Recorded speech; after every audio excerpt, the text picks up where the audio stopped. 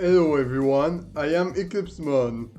After making 3 separate videos talking about Wave 6 of the Booster Course Pass, as well as a pretty long section about it in my Nintendo Direct video, Wave 6 finally came out, and of course it only made sense to rank every single track in Wave 6.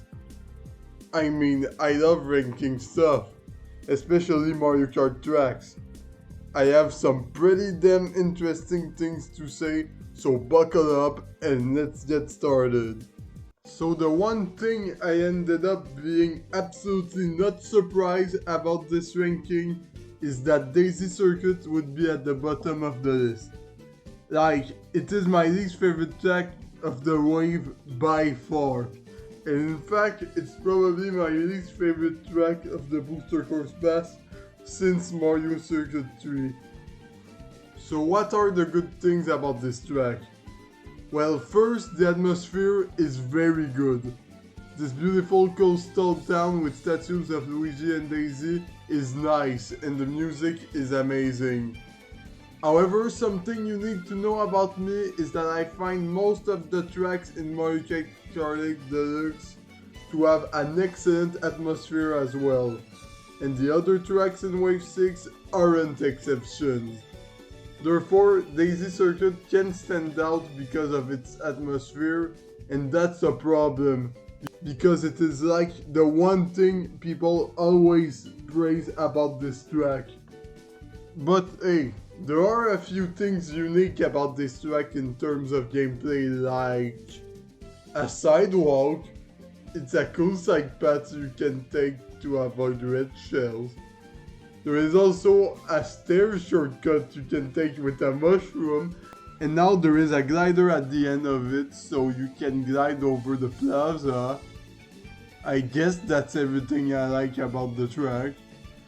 Also, I usually don't talk about layout that much when talking about tracks, because I care much more about what is inside the track itself than how many sharp turns a track has, but I want to mention it because people often mention that Daisy Circuit has a great layout, and really? You're going to tell me a track with only one somewhat sharp turn has a great enough layout to be better than a track with actual stuff on it?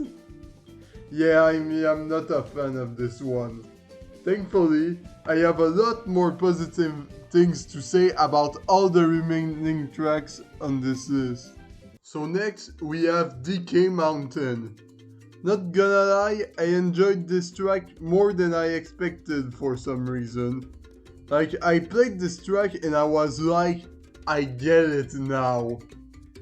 I like how uneven the terrain is. The layout is solid. Music got this cool flute that reminds me of the music in Tropical Freeze. They actually retained the gap shortcut, except now it's harder to do, so this just makes it more satisfying. And with the bridge now being wavy and trickable, this makes it my favorite version of the track without a doubt. However, it is still brought down by the usual issues I have with DK Mountain. You see, I am usually a big fan of volcano levels in video games, but DK Mountain really doesn't take advantage of the fact it is a volcano level, and the only obstacles are boulders that are rarely an issue to avoid. If this track embraced its volcano theming more, and that we saw things like fireballs raining down, it would be probably one of my favorite tracks in the franchise. However, as it is, I wouldn't put it higher. Alright, time for easily the most controversial part of the video, because I am putting Wii Rainbow Road this low on my list. To be clear, I like this track. In fact, like DK Mountain, I enjoyed it more than I expected. And spoiler alert, it's not the only track I enjoyed more than I thought. In terms of visuals and music, this track is excellent. This remix of We Rainbow Road is now my favorite Rainbow Road theme in the franchise. I really adore it. One super cool detail is that when you fall off, you become a fireball as you enter Earth's atmosphere, just like in the original track. Speaking of falling off, while not nearly as difficult as the original track due to 8's mechanics, it is still a pretty difficult track for 8 Deluxe standards. Not only is it a difficult track on its own, but it also has a somewhat high skill ceiling with multiple shortcuts you can pull up with enough skills. And I also like how this track now has underwater physics, allowing you to have more control in the air and make some shortcuts easier. However, there is a reason why I don't have this track higher. You see, if you remove those shortcuts I talked about, there aren't that many interesting things about this track gameplay-wise. I do like the wavy floor a bit, and it's interesting that there is a part where the half pipe is required to progress, but other than that, what this track has is very standard stuff. It's not like 3DS Rainbow Road, which I can mention a billion things that are interesting about this track. Wii Rainbow Road is still a great track and absolutely a perfect way to end the Booster Course Pass. It's just far from my favorite track, unlike a lot of people. Next, we have Rosalina's Ice World. Honestly, I hesitated to put this track higher because they kind of cooked with this track. First, the atmosphere of this track is phenomenal, with all the Galaxy-inspired visuals and amazingly remixed songs. As for the gameplay, it's better than I expected. The first sharp turn on ice near the edge feels dangerous to drift on, and I like that. There are some penguins and ice rocks to avoid.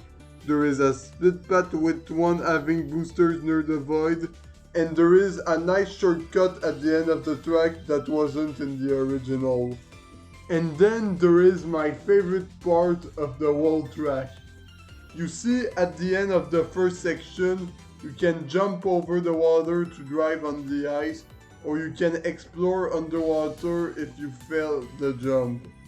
That's pretty cool, but starting in lap 2, parts of the ice break, and now you can't access the ice by conventional means.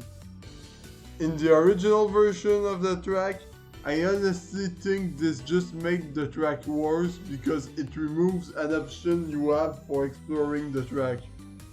However, in 8 Deluxe, thanks to the addition of all pipes, this previous flaw of the original track is now turned into a benefit. You see, the half pipe gives you a boost of speed, and with right positioning, that boost of speed can be used to access the higher ice paths even in lap 2 and 3. Because of that, you still have the option to go in the ice section in lap 2 and 3, but unlike lap 1, it now requires more skills to do, and I find that really cool. Honestly, the best use of half pipes in the entire game outside of Wave 4. Overall, Rosalina's Ice World is a cool track, even if I wish there was a little more going for it. Surprisingly enough, I found myself liking Piranha Cove a bit more than I expected, and I have no idea why, but this is what it is. The visuals are in contention for the best in the entire Booster Course Pass, and the music, while pretty much unchanged from the original, is still an absolute banger at the end of the day. Also, simply the idea of the track is amazing, since you are exploring ancient Piranha Plant ruins. Also, at first, I thought I wouldn't be a fan of the routing when I learned the second variant was the first one, but I kind of like how it turned out. I mean, I like how each lap has more and more water, as you go through them. Lap 1 has the most sections outside of the water, lap 2 has more underwater, and lap 3 is entirely underwater. The reason I like this is that it's like you are going deeper and deeper in your underwater exploration. And I think that's cool. As for what those laps have in store, it's some good stuff. Piranha plants that can bite you, pillars and other architectures you can trick on, swarms to avoid, a unagi that can bite you, some geysers, and a shortcut through a sunken ship. So yeah, Piranha Plant Cove is a great track. So we had a few tracks in a row that I found better than I expected, but now we have a track that I honestly enjoyed less than I expected. Enters Roma Venti.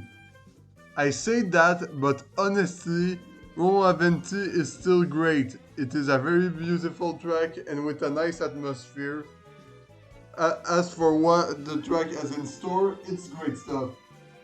Rocky wrenches you can trick on, several split paths, a couple of cool off-road shortcuts, fuzzies, the Colosseum. Same Colosseum has an amazing section where you need to avoid chain chomps biting the road. This section alone is cooler than most sections in the previous tracks we talked about combined. And I like how the Rocky Wrenches section has a glider ramp that only opens up in lap 3. It's some great stuff. So yeah, maybe I expected this track to be better, but this is still an amazing course. In fact, in the middle of writing the script for this video, I initially wanted to rank Piranha Plant Cove higher than this track, but after listing all the cool stuff each tracks have, I find that what Roma Venti have in store is more interesting. So in the end, it got the number 3 spot. So, SNES Bowser Castle 3. You see, with ambitious remakes of GBA and SNES tracks like this one, I often think the track will be amazing due to all the changes, but it turns out I like them less than expected once I realized that most of their flaws that are still present from the original version are still present in one way or another. So I expected the same thing to happen with SNES Bowser Castle 3, which is honestly the reason why I didn't expect it to be better than any of the third tracks this time around. I was wrong. SNES Bowser Castle 3 is fun as heck and is easily the number 2 track of this list. And I feel like most people don't like this track as much as me, so I am here to explain why. So first, this is another contender for best visuals in the entire Booster Course Pass, and the remix is still an amazing glow up from the original song, and a banging song on its own. As for the gameplay, this is where this track really shines. You first have this section with multiple paths. The one at the right is the slowest but gives you a bunch of easy coins to get. The middle path is more standard, and the left path is faster, gives you an item box, but also have a lava geyser that can hit you.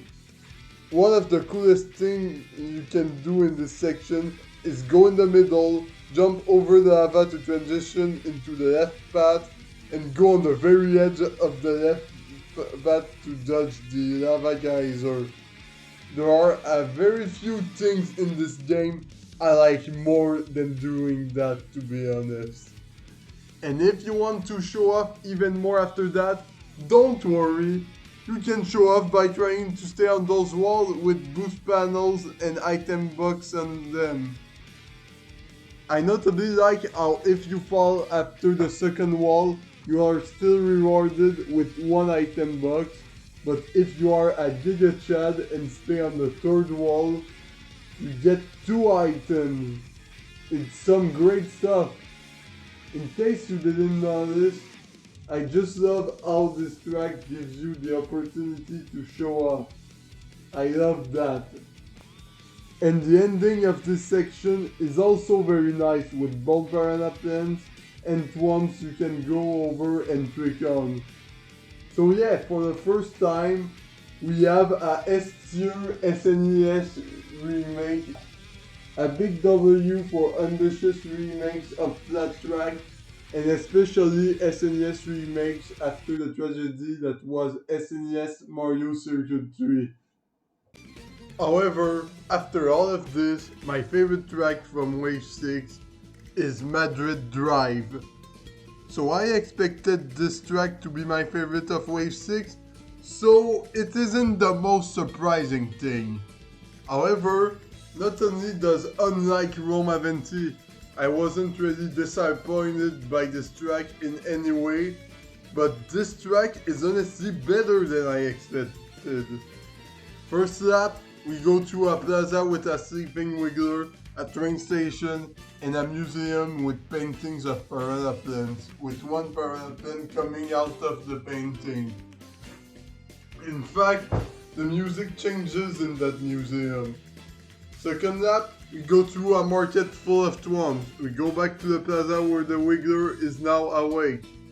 There is a gliding section through geysers, and we go through an arch. And in the final lap, there is less stuff to talk about, but it makes up for it by having my favorite part of the whole track, the soccer stadium. The music changes for that section, just like with the museum, and you need to dodge these soccer balls that are kicked by these Goombas with their big shoe, which is a great Super Mario Bros. 3 reference, by the way. And the crowd screams in excitement when you exit the stadium with the goal, which is a super cool detail. And all of this is made cooler by the fact that not long after that, the race finally ends. Just for that, honestly, I am glad we have the soccer stadium in the final lap. Madrid Drive has so many things going for it that it had to be ranked high on the list. Oh, and the music. Good lord, this remix is absolutely incredible. And without a doubt, my favorite of the whole wave.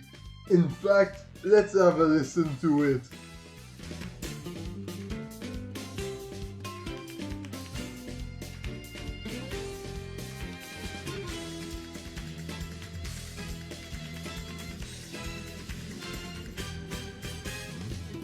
For now, it is hard to say if I like Madrid Drive more or less than Athens Dash or Squeaky King Sprint, but what I can say is that I am confident that Madrid Drive is a worthy member of the SS tier of Booster Course Pass track. As for my thoughts on Wave 6 overall, I may think Wave 4, 5 and even Wave 3 are better, but this is still a great wave that I really enjoyed. I didn't even talk about the other new additions. The 4 new characters are cool, with Pauline being a particular highlight for me. The fact we have so many new Mii costumes without any amiibo is cool as heck. The new jukebox is a cool feature to have. But honestly, what I liked more than any of that was the extra credit that played. When I saw that, I truly felt that this long journey of speculation and discovery of new retro tracks was finally over. And it got me emotional. Also, that credits theme that mixed many tour songs was fire. I guess I can end this by saying that I was glad of being part of the Booster Course Pass journey. I am Eclipsemon, and I wish you a good day, or night, or anything else.